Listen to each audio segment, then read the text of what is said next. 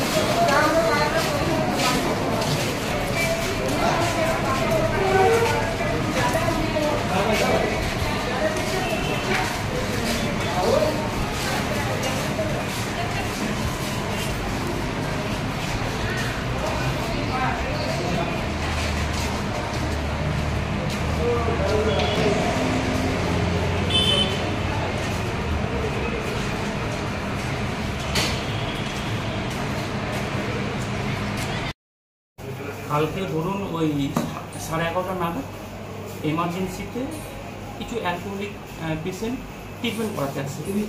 পেশেন্টের নাম হচ্ছে আপনার PM করেছিল। এবার ওনার যথারীতি ট্রিটমেন্ট হয়েছে। এমার্জেন্সি যিনি মেডিকেল অফিসার ছিলেন উনি সঙ্গে সঙ্গে তাকে অ্যাটেন্ড করেছেন এবং ওনার ড্রেসিং হয়ে যাওয়ার পর টিটেনাস নেওয়ার জন্য উনি ভেতরে যান।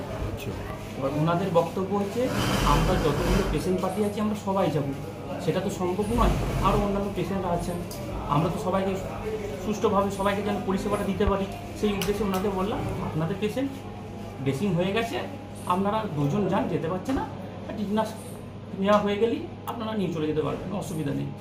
ওনাদের বক্তব্য হচ্ছে আমরা পেশেন্টের সঙ্গে 16-17 জন এসেছি, আমরা সবাই একসঙ্গে ঢুকবো।